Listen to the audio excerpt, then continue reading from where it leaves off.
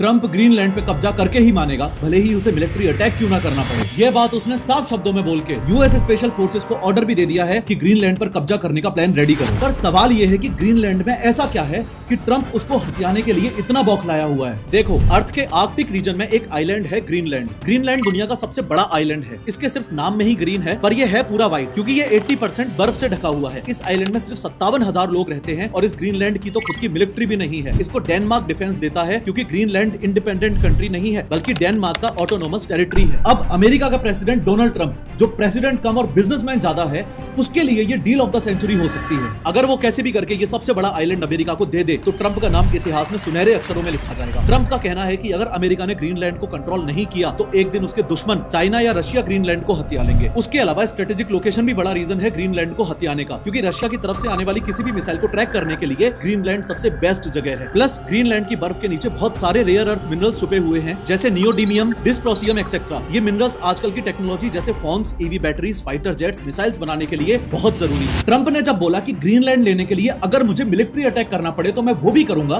तो ये बात थोड़ी सी अजीब थी, क्योंकि ग्रीनलैंड की अपनी कोई मिलिट्री नहीं है। डिफेंस रिस्पॉन्सिबिलिटी डेनमार्क की है, और डेनमार्क एक नेटो एलाय है, यानी टेक्निकली अमेरिका का ओन मिलिट्री अलायंस पार्टनर। तो ट्रंप की मिलिट्री फोर्स वाली स्टेटमेंट इसलिए इतनी शॉकिंग है, क्योंकि वो एसेंशियली अपने ही एलाय पर अटैक करने की बात कर रहा है।